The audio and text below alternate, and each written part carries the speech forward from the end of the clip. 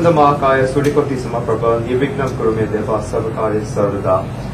friends, it gives me great pleasure to welcome you all to the event celebrating the second birthday of the CMS Hindu Network, co-hosted by the CMS Multicultural Network, BT Ethnic Minorities Network, PwC Hindu Network, and the Shell Asia Network. It's been an incredible 2 years where we've hosted 114 events, this one being the 114th, and talks that are broadcast in 133 countries around the world. We won 2 awards for Best Diversity and Inclusion Network and Event at the annual CSR Awards, and have been shortlisted for Outstanding Network Group of the Year at the European Diversity Awards, and for Excellence in Equality and Diversity at the Law Society Excellence Awards. We're made up of 83% non-Hindus, a Hindu network made up of 83% non-Hindus, and our 14 festival emails a year are all sent by partners who are non-Hindus, apart from one who's Hindu. Our members say we're a great family, we get along so well, and we've completed 2 years. In our scriptures, 12 years represents 1 tapa. Anyone know what a tapa is? It's a penance. 12 years is a period of 1 tapa, 1 penance. So we have completed 1/6 of 1 tapa, penance. Obviously, in infancy, in the beginning years, there are teething problems. We face some rough times, but let me assure you, dear brothers and sisters, that we've been through that. We've completed 1/6 of this tapa. And the fruit of this tapa, the penance, is one of the major events of this year, is that we're going to enjoy an evening with the lovely Mehfilers who stole the show at our Diwali event last November, to aid our very ambitious project of educating the world's youth about Hinduism. This reminds me of a message on this auspicious occasion. There are 4 things people work for. Most people work for survival. That is a major contributor. A person leaves home early in the morning, works hard, does his efforts. Well, survival is not a consideration from the audience I'm addressing right now. You've all been blessed by God, so that survival is not a worry for you all. Then why does a person work? The next important thing is stability. People want to make sure that the standard of living and the lifestyle remains the same throughout. Stability is one of the most important factors people work for. Again, we are, by the grace of God, stable in life. Even if we stop earning money today, for whatever reason, our standard of living is not going to change. We'll still maintain and enjoy the same pleasures of life that we're enjoying right now. Then what makes us run? It is the expectation of success. Survival, stability, and success. We all want to be successful in life in whatever field we're in. Not just in the professional field, and not just earning money, but even when we want to help our society. We keep working. We still keep working, and we want to be successful in our endeavors. This is a major factor that makes us run. What motivates us? Let me put it in this way. But in spite of getting success, we still keep working. Some of you may have done successful projects in the past. You're still associated with your organizations. Still you want to do a lot of things. Why? And that is the most important factor we work for, which is significance. Significance. We want to do something significantly different. We want to set records. We want to set inspirational milestones for our generations to come. We have taken so much for society, we owe a lot to society. And we want to contribute back to society in a significant way. My dear brothers and sisters, under the leadership of the Hindu Network Committee and the team that has been created, including the Multicultural Network, including Gajendra Kumar, Suganya Kumaran, Daniel Melman, Priya Shah, Charlie Anderson, the whole team were working united to achieve a significant result in helping society through the network's talks, and for that we've organized an evening of beautiful bhajans with the Mehfilers. I want to move on to the topic that was in the invite, which is the 7 leadership qualities we can learn from Lord Ganesh. Dear friends, we have Hinduism, a unique concept of idol worship. Why do we have idol worship? Each god and goddess has its own meaning and a unique symbolism to convey. Each and every god or goddess has a particular set of qualities, and by meditating on that god or goddess, we incorporate those qualities in our lives. Hero worship is a natural factor of being a human being. If you ask any child who is a boy what they want to be when they grow up, 75% of all cases will say they want to be a pilot or a policeman. If you ask girls of the same age what they want to be when they grow up, 80% will say they want to be a teacher. And I've done tests during talks. There's no young girls under the age of 10 here today, but I've done tests in all cases that said teacher. Why? These are the people they see on television and they imitate them. Hero worship is a natural human quality. Each and every single god and goddess has a particular meaning to convey. I've got an idol of Lord Ganesh here. What is the first word that comes to your mind when you see an idol of Lord Ganesh? I love someone said remove all obstacles, but most people normally say an elephant god. Lord Ganesh is not an elephant god. Lord Ganesh, the name Ganpati means group leader. Group leader is the meaning of Ganesh. And how Ganesh is called Sanchak Muchak, he removes obstacles. In order to be an effective group leader, you have to have a certain set of qualities, and Lord Ganesh embodies those qualities. Okay, what's the first thing, when you see Lord Ganesh, what's the first thing you notice, as he said? He's got the head of an elephant. Zoologists have proved that elephants are the most intelligent animals amongst the animal kingdoms. Elephants have the most grey matter out of any animals. In fact, scientists have said that if elephants could speak, elephants would rule the world. The first factor needed to be a great leader is intelligence, and that we learn from the elephant's head. Number two, going down, what else do we learn from Ganesh? Two big ears. In Gujarati, we have a word called supro. Anyone know the meaning? It means a winnowing basket, where we separate good grains and bad grains. We take out the rubbish grains and we keep the good grains. It takes out the dirt and it keeps the good. When you're a leader and you advance in society, then people from all walks of life will come and tell you things. Only good things should stay in, and you should remove the bad things. When an elephant walks in the jungle, dogs bark behind it, and flies start squatting in the ears. The elephant does not change directions based on what the dogs are barking or the flies squatting in its ear. The elephant carries on in the same direction. In the same way, if you're a leader, you're advancing in society, people tell you the wrong things, you ignore them like the elephant does with the flies. Number three, elephant, Ganesh, the big stomach. That represents two things. One, database, and number two, stability. You need to keep aware, and you need to have knowledge to be able to succeed as a leader. You have to keep reading. And number two, with a big stomach, you can't move around a lot. If the leader collapses and loses his mind, the whole team loses their mind. It is important for the leader to remain stable. Number four, Ganesh has two small eyes. The two small eyes represent foresight. If you want to see something far, then you have to squint your eyes.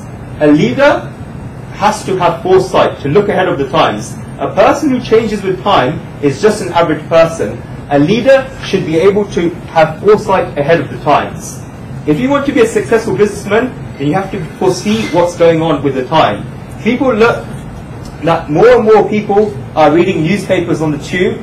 More and more people are reading newspapers, and so more and more papers being sold. You look at all the reasons behind things happen, the environment around you, that's what a leader is, foresight. Fifth, Lord Ganesh has one tooth that is half full and one tooth that is full. The half full tusk represents a limited intellect. An intellect that is never always complete. No matter how much intelligent someone is, it will always be limited. A doctor who's a gold medalist will need a builder if he's looking for a house, and an accountant for finance. You have to be humble and accept the limitations of the intellect. Six, the complete truth. It represents 100% faith. We must have 100% faith in what we do. If you look at the biographies of the great people in the world, then look how much faith they had.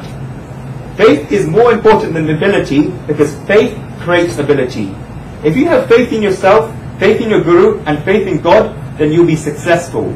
The perfect example of this is the Wright brothers. They saw birds flying in Ohio and thought it would be wonderful if humans could fly as well. They jumped off trees, they broke all their bones, and people laughed at them and saying that the Wright brothers had gone crazy. People sent them to mental hospitals, but the Wright brothers had faith in what they wanted to do, and now you see the consequences all around you. Planes inhabit the whole sky. Have faith in yourself and your team. Number 7, important quality of an effective leader, the trunk. Elephants can pick up the smallest of objects as well as huge trunks of trees. Modern science has machines that can pick up cells, but it cannot pick up trees. Whereas cranes can pick up big objects, but it cannot pick up small cells. No work is small for a leader, and no work is impossible for leaders.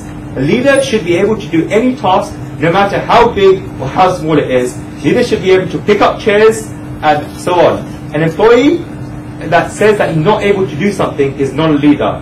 So everything about Lord Ganesh is symbolic. And by worshipping Lord Ganesh, we absorb these qualities in our mind. Our mind has the ability to absorb these qualities that it's focused on. For example, the youth see film stars, and by seeing these film stars and imitate them, they slowly and slowly start to treat them as their role models and behave like them. They imitate them because they're constantly thinking about that.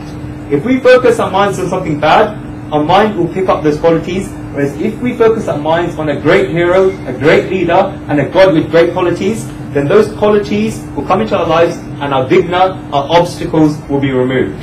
Okay, so that's what you've got to take with you. Now, what do you have to get rid of?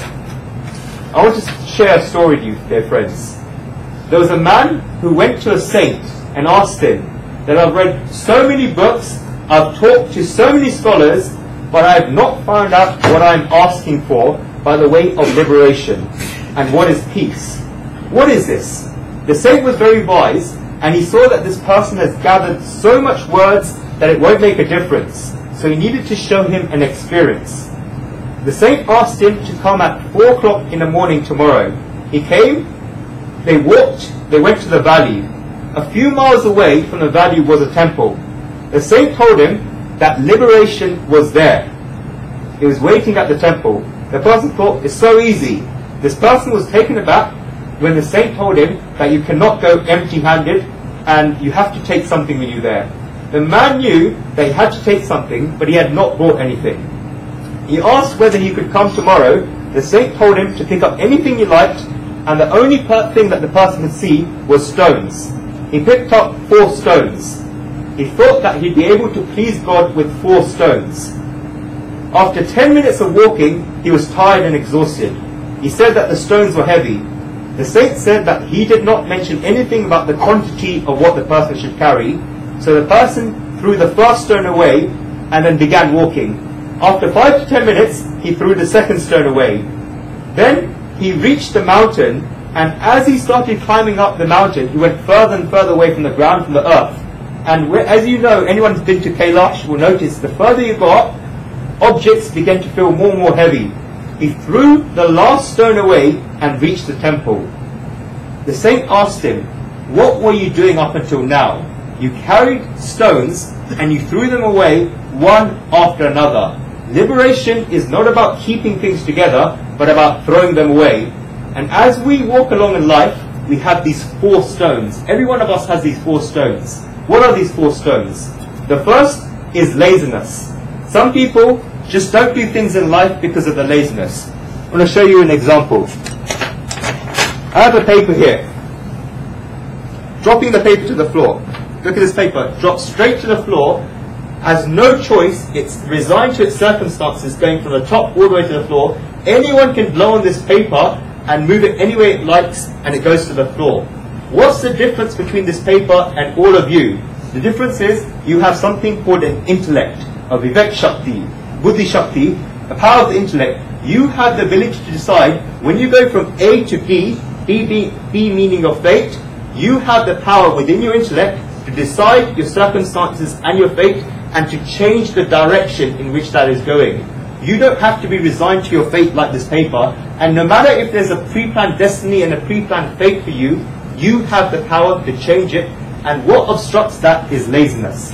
Number 2, habits is another stone we have to get rid of. We are laborers and victims of our own habits. Our whole life goes and we can't be free from our habits. If you make a decision, give yourself 12 hours. He said it's easier said than done. In times when you think you're being practical, you're being most impractical. In the 6th chapter of the Bhagavad Gita, Shri Krishna says that a person himself is his biggest friend and a person himself is his biggest enemy. This is based on ego, identity, etc. When you say, I think, you're creating a self-doubt for yourself. Where does this I stand? It's mechanical habits we don't want to change, and knowing that these are limitations, we don't want to break free. Everything we're doing in life is a mechanical habit. All of us live by default and not by design. We're all predictable and vulnerable. All our sorrows and all our happiness is mechanical. All of this is habit. As soon as you tell a woman that she looks gorgeous today, look at the 500-watt light bulb that lights on her face. If someone criticizes us, then we're unhappy. We do not think about whether this criticism or praise is right or wrong. It is somebody else's fault and they're giving you unhappiness. Do not give the remote control of your mood, your happiness and your sadness to somebody else. Successful leaders always have this remote control in their hands. Do not operate by default, operate by design. We have this culture in the UK of Friday night. Every Friday night I get these WhatsApp messages. It's Friday, I hate Monday. Who decided this? Why should Friday be the best day of the week? And why should Monday be the worst day of the week? This is a habit.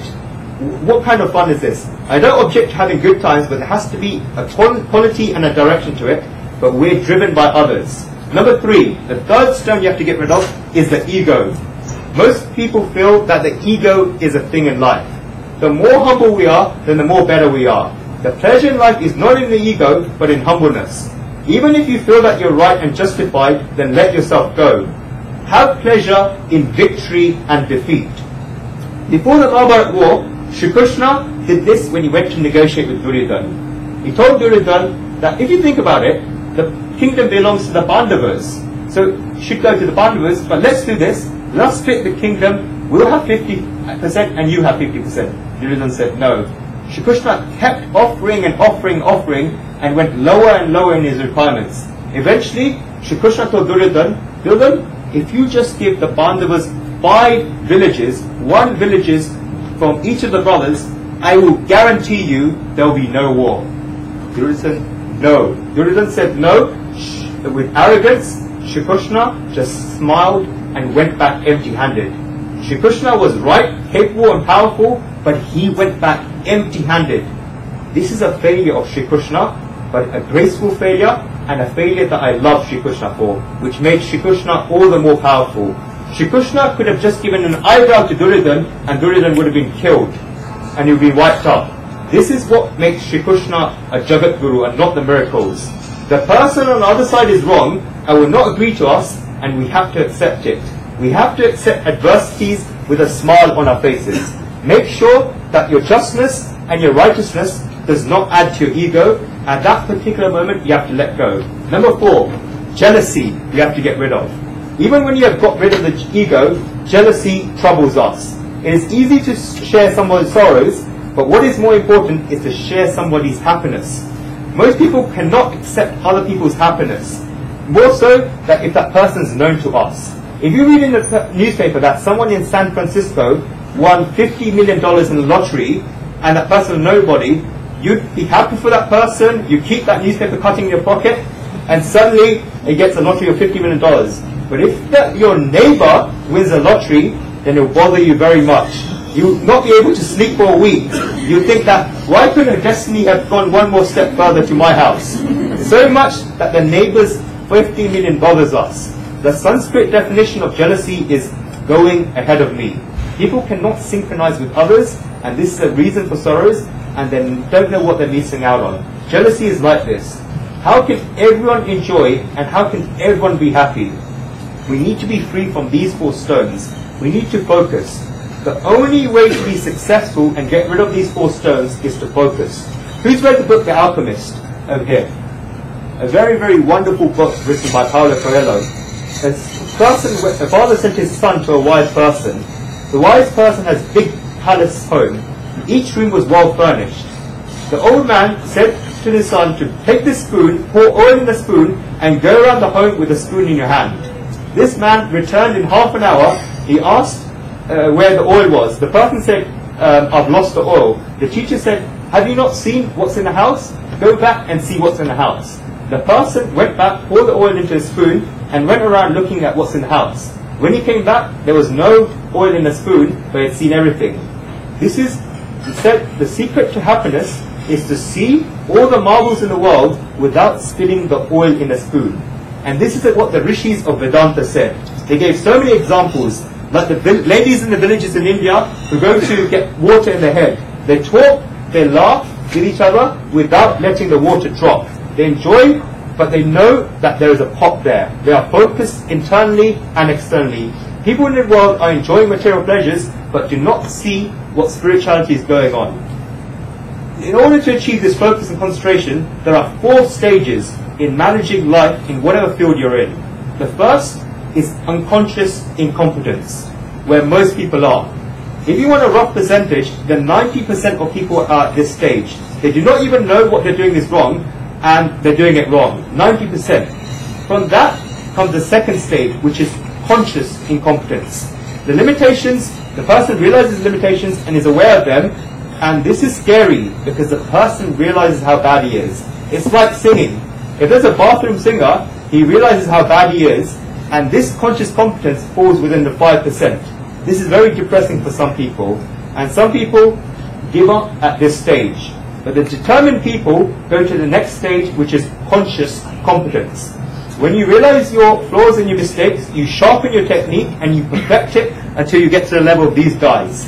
And it's conscious, but you're aware of it. This is 4%. Then you work until you get to the final 1% of society, the leaders, which is unconscious competence. You're so involved in your ability and you're constantly striving to make it better, then you're not even conscious about how good you are. People tell you, you're such a good musician, you're such a good orator. You think, really?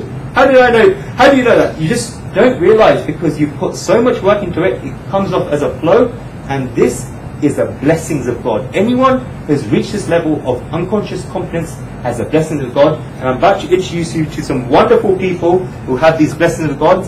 Their singing will make your hair stand on end, and they're going to be introduced by Atul Gandhi of CBRE. Krishna.